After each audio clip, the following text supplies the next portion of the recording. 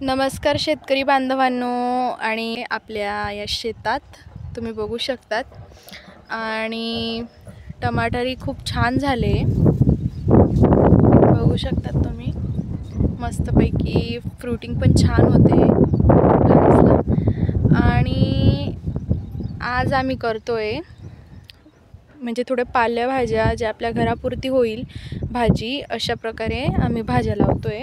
तर आम्ही त्यांच्यामध्ये काही मी घेतलेले कंटुरले जे खूप आवडतात। सध्या त्यांना आम्ही कंटुरले आणले होते बाजारातून, तर त्यांच्या बिया होत्या त्या आम्ही काढून ठेवल्या होत्या की आपण आपल्या शेतातही लावून देईल, कारण की तुम्हाला तर माहिती कंटुरले खूप महाग भेटतात, म्हणजे महाग पण भेटतात आणि आपण जर घरी लावलं तर त्याचा फायदा असा आहे की आपल्याला एकतर ऑर्गॅनिक खायला भेटेल आणि दुसरे आपलं म्हणजे वर्षातून एक वेळास येणारी ती भाजी ती आपण घरी मस्त खाऊ शकतो। तर त्यामुळे आम्ही थोड्या बिया काढून ठेवल्या होत्या। मलाही खूप आवडती कंटुरल्याची भाजी, म्हणून आम्ही आता कंटुरले लावतोय।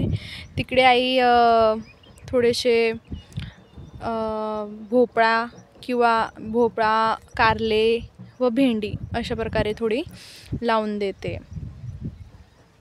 आणि बघू शकतात मग तुम्ही, इथे आम्ही आणलेल्या आहे ह्या बिया आहे सर्व, आणि ह्या काय आम्ही बाजारातून विकत नाही घेतल्या आहे। जे आपल्या घरी भोपळा उरलेला असतो, म्हणजे दुधी भोपळा, परत भेंडी वगैरे अशा आपण आणतोच, त्याच्या ज्या बिया असतात किंवा भेंडी, आता भेंडीचं बिवारं कसं घेऊ शकता तुम्ही, तुमच्या घरी जर भेंडी लावलेली असेल तर ती झाडावरच येऊन आणि सुकून जाते एखादी भेंडी, तर त्या भेंडीचं बिवारं तुम्ही दुसरे झाडं तयार करण्यासाठी घेऊ शकतात। तर अशा प्रकारे आम्ही भेंडीचे बिवारे किंवा सर्व असे बिवारे आहे ना असं साठवून ठेवलं होतं, आणि ते आज आम्ही इथे लावतोय। घरासाठी छान आणि ऑर्गॅनिक मस्त अशी भाजी होऊन जाते आणि आपल्याला बाजारातूनही आणण्याची गरज पडत नाही। तर त्यामुळे आम्ही थोडी भाजी वगैरे लावतोय। आणि हे बघा, आजचं वातावरण ही किती सुंदर असं झालंय, मस्तपैकी ढगाळ वातावरण झालंय।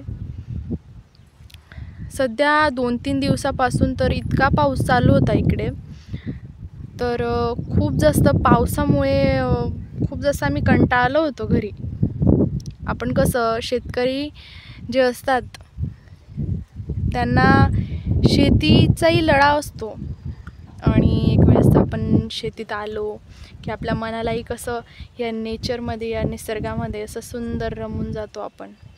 तर आम्ही पण आलो आहे आज सर्व म्हणजे पीक कसं आहे आपलंवालं ते बघण्यासाठी, त्याचा अपडेट घेण्यासाठी, आणि तुम्ही बघू शकतात। तर शेतकरी मित्रांनो, तुम्ही बघू शकतात आपले टोमॅटो मस्त वाढले आणि मस्त छान अशी फ्रुटिंग पण होते त्याला।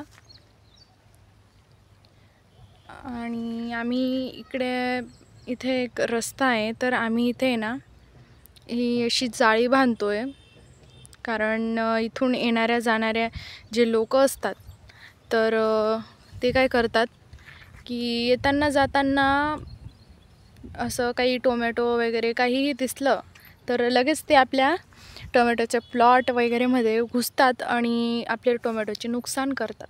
तर तसं नको व्हायला म्हणून आम्ही असं नेट लावून घेतोय, अशी जाळी घ्या किंवा नेट लावून घ्यायची, तर त्यामुळे आपलं जे नुकसान आहे कमी होईल, म्हणजे जे आपल्याला कमी करता येईल त्याप्रमाणे आपण करू शकतो। तर तुम्ही लावू शकतात तुमच्या टोमॅटोच्या प्लॉटला किंवा दुसरे काही भाज्या वगैरे असतील त्यांनाही।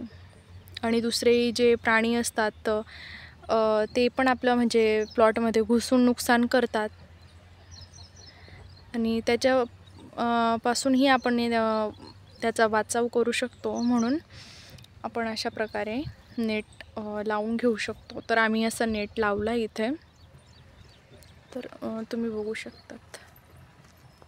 तर मित्रांनो, आता तुम्ही बघू शकतात आपला मिरचीचा प्लॉट किती मस्त झाला आहे, मिरच्या पण मस्त वाढल्या आहे आणि मिरचींना लागही मस्त आला आहे। तर धन्यवाद।